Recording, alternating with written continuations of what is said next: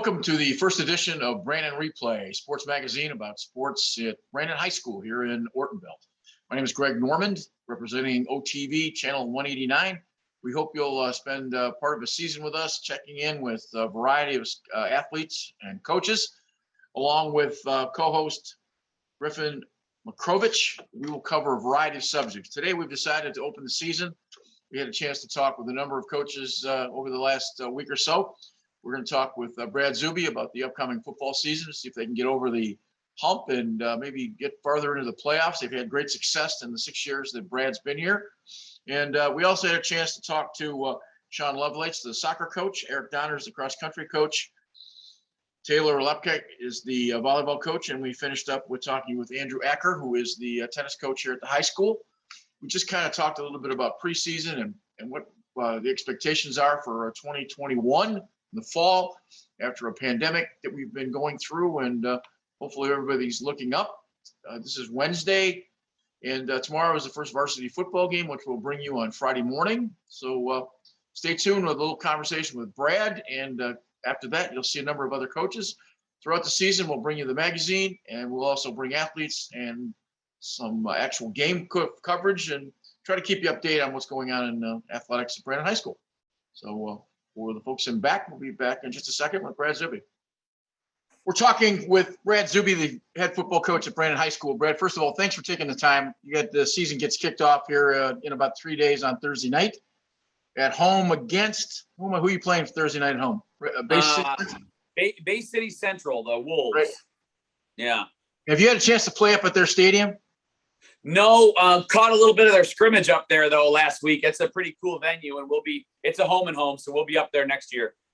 Back in the 30s, there were 4 stadiums built. Wisner and Pontiac was one of them. Bay City Central, Cadillac of one of a field, and Houseman Field in Grand Rapids. All 4 were built by the same architect. So if somebody says Bay City, I always remember those 4 fields. Yeah, I love my time coaching at Wisner Stadium. Definitely a similar feel. Well, let's start off right off the top. Season starts on this coming Thursday at home at 7:00. Talk a little bit about the season. Last year, district finalists at 7-2. A short and prolonged pandemic season. What's different this year, other than the fact that you actually get to coach a whole season? Yeah, everybody I've talked to, in the media, just looking at last year, going back, my answer's been that, last year really football was the only thing that felt normal out of the whole year. We had to do all of our protocols and do the temperature checks, and the football kids weren't getting tested, so it wasn't as bad as the winter sports. But we made it through, and football really was a saving grace for all of us last year. So we were very proud of last year's team at going 7-2, right? And kind of like that playoff format where everybody got in and you knew what your district was, and we ended up going in as the I think we were the 1 seed, or the 2 seed. So we were the 2 seed to North Branch. So we ended up getting in there and had a good time, and got to play our rivals Goodrich twice, which was a lot of fun, and end of the year out at North Branch. And they had a darn good team last year, and we just fell a little short in the finals, but it was a fun year last year. Talk a little bit about this year. Are you as talented as last year? Yeah, so this year we like where we're at. We've got a lot of kids back on offense. Jawan Slater graduated, and he was a big part of our offense last year. But other than Jawan, we have 9 out of 11 starters back on offense, including the entire offensive line.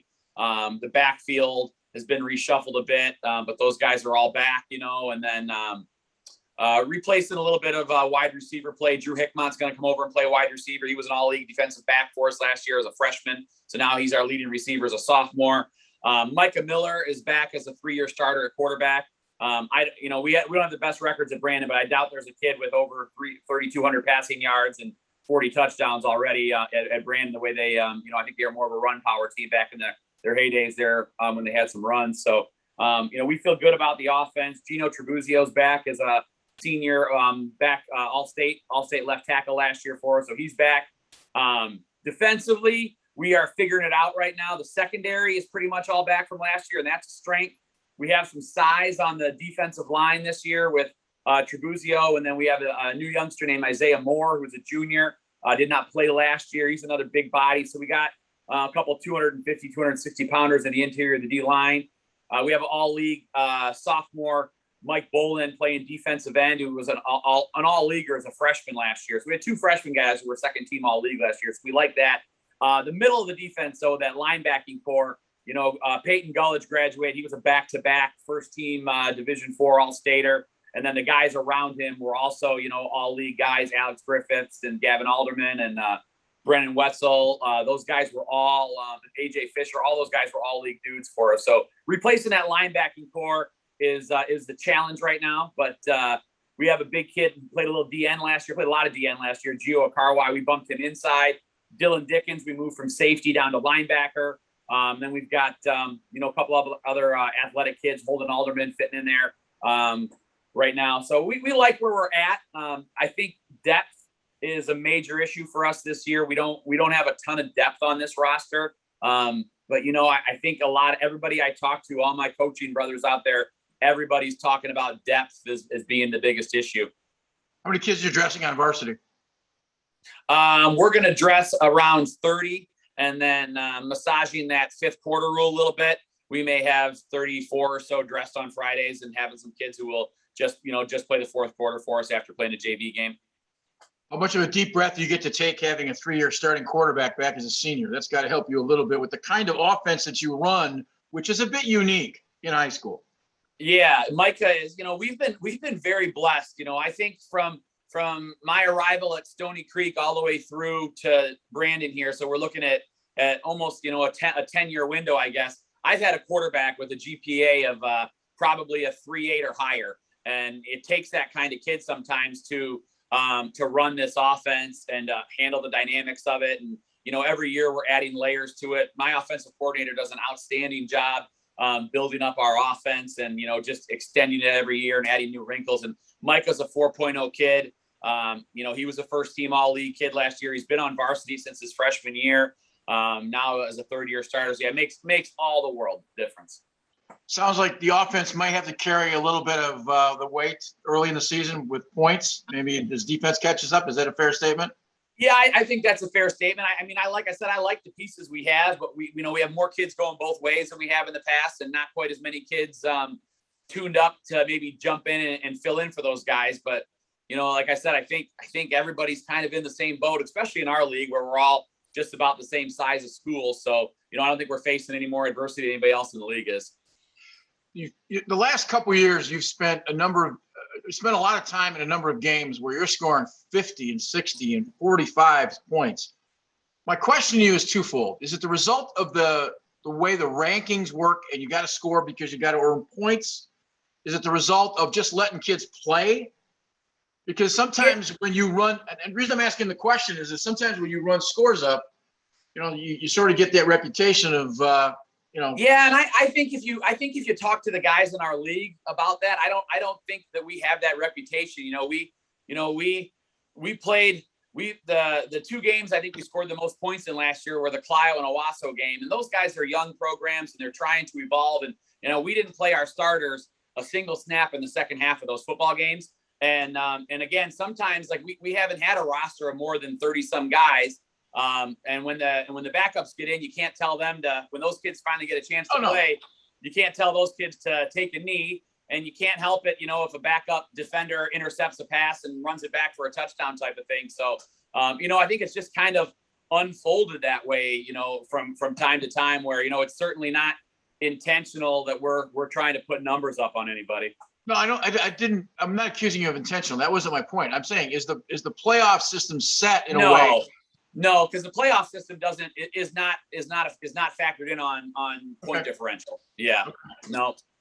So that being the case, Fenton Linden have had a long sort of at the top of the league. They've been there a while. You guys have been knocking on the door, and you've played them awful tough. Is this the year you're ready to step through the door and be one of those perennial league? So our division, our Flint Metro League is now split into 2 divisions. So it has the upper half and the lower half, and this is going into the 3rd season with that mock-up, right? So last year we played Fenton in which ends up being a league title game, right? You have your 2 division champions that meet week 8 in that crossover. So we were right with Fenton. We were right there with Fenton last year and kind of had a couple of errors not go our way in the 3rd quarter, and they're a great program. But we've beaten every team in this league at least once or twice now since we've been here. So except for Fenton. But they, like I said, we want to win our division, and we want to compete for that league title every year. And what was it? 3 years ago, we won the league. We shared it with Flushing after beating Fenton in the opener. So we feel like we can compete with both sides of the division pretty well. What do you think your best asset as a football coach is? Gosh, I always just try to pride myself on running a family more than running a team. And you have to fit the need of your players. And sometimes those players need a dad, sometimes they need an older brother, sometimes they need a coach, So I think just understanding that every kid is different and having that flexibility to deal with the kids, and it helps being in school with them and being a teacher in the building that, you really know what's going on in their lives, and you get to know their families a little bit better and have an understanding of what they need from you. And if they trust in you and believe in you, then they're going to play for you. In a general sense, the Federation has talked a little bit early season that there's a lot of kids that have not stepped out for fall sports, football included. It doesn't affect a program, I don't think necessarily like Brandon, because you've got the same kind of core kids. It affects a program maybe like a Lake Orion where they might dress 60 and now they're only going to dress 45. Yeah, I think it's cycling down everywhere, right? Like, I mean, we have a very, very low output in our 9th and 10th grade classes as far as kids playing football, where our 11th and 12th grade classes are pretty strong. And I think for us, it's a little bit of a reflection on, the school size, the class size just shrinking. But, if we're used to getting, 25 kids out in a grade to play football and we're only getting 15, Clarkston's used to getting 100 and maybe they're only getting 50. And, that trickle down meets us all, at a different level. But I'm sure they're feeling the same thing we are, that just not what they're used to having. And, we went to 4 scrimmages on Thursday. We scouted 3 and watched, we coached our own. And I saw 16 football teams and not one of them had more than 30 players on it. So that's got to tell you something, right? Last question. You're hosting your own scrimmage last week and looking over some of the Athens tape. You look fairly fast. You look a little faster than maybe last year, at least on tape. Now, is that the result of it? You just seem like you got some speed this year. Yeah, like I said, the whole offense is back, and Brayton McQueen did not play in the scrimmage too, and he adds another layer of speed. He's probably our fastest guy, and we're holding him out a little bit. But yeah, we have a pretty dynamic backfield, and some of the things that we can do with that backfield with some of the imaginative play calling, it makes it fun. And yeah, those guys get after it pretty good. Cool. Well, listen, best of luck. I'm hoping that we can do this weekly and kind of keep everybody up to date with what's going on in football. And, man, you've had a great run so far, and I wish you the best of luck this year. Hey, thanks, Greg. Always good to catch up with you, buddy. So, Coach Lovelace, how you doing today, sir? Good. How are you? I'm great. Good. So just so we get to know you a little bit, about how long you've been with the team now? I've been here at the high school about 13 years, a couple years with JV, and this is my 10th season as head coach with varsity. And how would you say the program has grown in that amount of time? I think we've done well. We have 3 Flint Metro League championships. We have a district championship to our name. We've been in several district finals. Hasn't always panned out like last year. We lost in a shootout to St. Mary's in the district final, so we've been very successful. Great. And how's the team looking this year? What's the season looking like for you guys? I think we're shaping up. I was a little concerned because we were going to be young before the tryout, but after I saw what the guys had at the tryouts and our first few practices now, looking forward to it. We got our first game this weekend up north, and so we'll kind of get a feel for what things look like then. Can't wait to see them in action. So do you guys got any freshmen on the team this year? We do. We have 3 on the varsity team, including our goalkeeper, Ben Meisner. Oh, great. And how are they doing? Good, real good. I think they're fitting in nice, and I think they're excited about it. Great. So you guys had a great run last year, went to the district finals, and you're currently ranked 10th among Oakland County. How do you take such a small team with a population like we have in Brandon and make them play like this at this level? Well, I definitely can't take all the credit for it. We got a lot of people working at the lower levels, developing the kids when they're young, getting them interested, but the success in the high school has helped. I think it's drove the interest in the younger guys, but we just decided to raise the bar as high as we could and try to play with as much intensity and enthusiasm as we can. It's a gritty league, the Flint Metro League. It's tough. We got Linden and Fenton and Goodrich in there, and they're all good. So we got to be prepared. And the guys have responded. They've come out here to play. They know what's expected of them when they get here, and it's worked. Well, that's great, Coach. I appreciate your time, and good luck in your game Saturday against Alpena. Thank you. Appreciate it. We all assume that gun owners have a knowledge about gun safety, but that's not always the case. There are simple precautions that gun owners can take to make sure that their firearms don't pose a danger for our community. Proper firearm storage is the #1 way to prevent tragic accidents. Use a gun lock or store your firearms in a locked safe. Gun safes are available at local retailers. Free gun locks are available at your police department. Through responsible storage, we can do our part to invest in safety. Lock it up, Oakland. Safe storage saves lives. Mental health disorders are serious and treatable conditions. Isolation, loneliness, and changes in behavior could be signs that someone you know is suffering from depression. Learn how to recognize when family or friends are in crisis and what you can do to help. Mental health does matter. Contact the Resource and Crisis Helpline with your concerns at 1-800-231-1127. All right, so how are you doing today? I'm good, thank you. Good. How many years have you been with the team? I've been coaching, so it's 9 years 9 years. for cross country, yes. All right. So how is your team looking this year? Well, we had our first meet of the year. The boys took first at the Durand Invite, and the girls took second.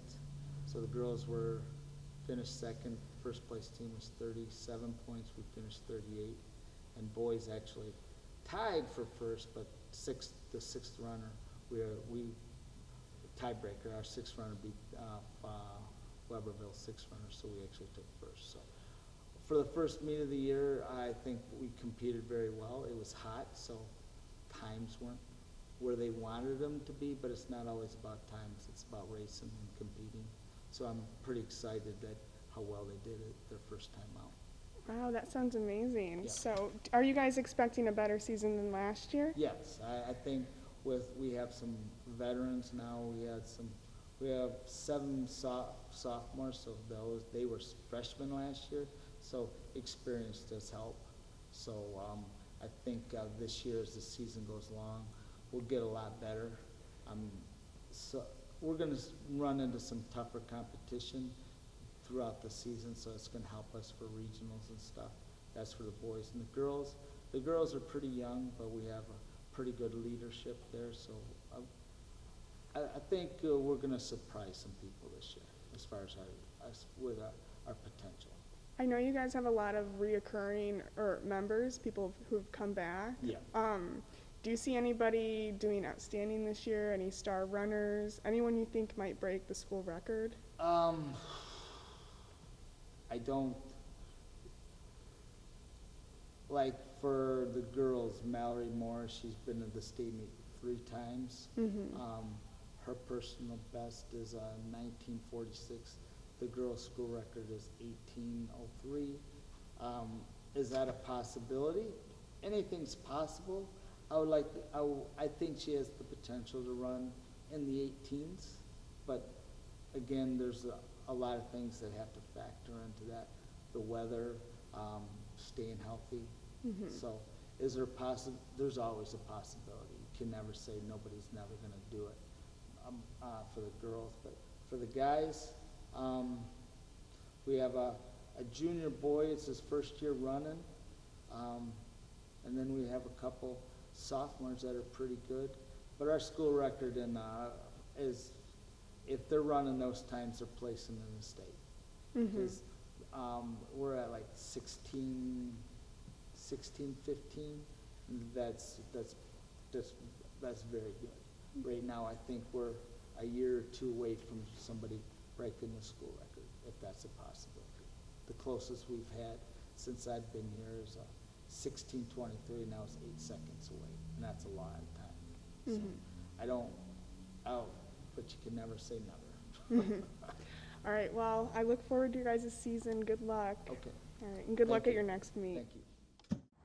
All right, I'm here today with Andrew Ackner, the boys varsity tennis coach. How are you doing? Good, how are you? I'm good. So this is your first year with Brandon, correct? Yep.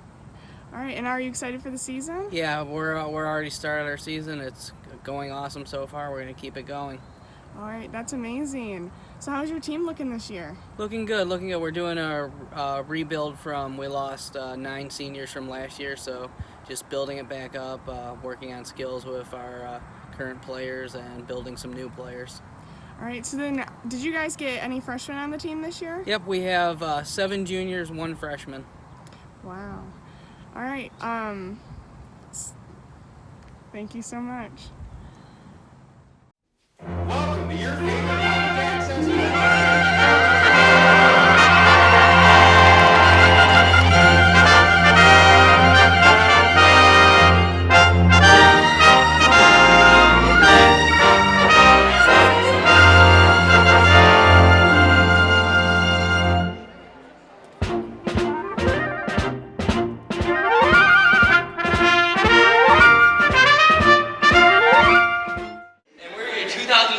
Spring break host. Woo! Hi, I'm here with Roxanne Marlowe, another young musician going to be playing in the Brandon Township Talent Show for Septemberfest. To consider becoming a member of the Ortonville Community Historical Society.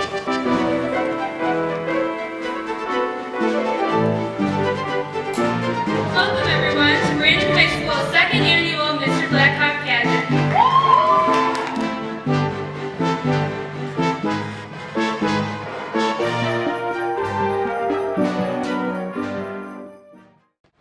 I'm here with Coach Taylor Lepick, the varsity volleyball coach. How are you doing today? Good, how are you? I'm good. So, how is your team looking this year? We're looking good. It's been a hot season with the masks added, so we'll see how tonight goes. But today being our first game, I think will kind of show us what holes we have to work on further in practice. I'm interested to know, did you have any freshmen make the team this year? No freshmen on varsity, but I do have 2 sophomores that I ended up pulling up the last day of tryouts. Do you have any players that you see being like a star of the team, or any captains that you'd like to shout out? So I have 3 captains this year. Actually, all 3 of them, we had a 3-way tie. So Phoebe Whalen is a senior setter who has been on the team since her sophomore year. Emma Losi is also a setter who is her 2nd year on varsity, but sophomore year got pulled up for districts. And then Elle Ayers is a junior who's a middle hitter who's been on the team for 3 years. And I think those are my standouts, and I think the team did a good job in picking their captains this year. All right, thank you so much, and good luck at your first game. Thank you. I want to thank the coaches for coming aboard. We'll be on every week on Wednesday, talking about a variety of sports, trying to cover as many of those sports as we can. We don't always get a chance to get to tennis events and golf and cross country, but we want to make sure that those athletes are honored. And for Griffin and myself and all the folks in the back room, we will see you next week.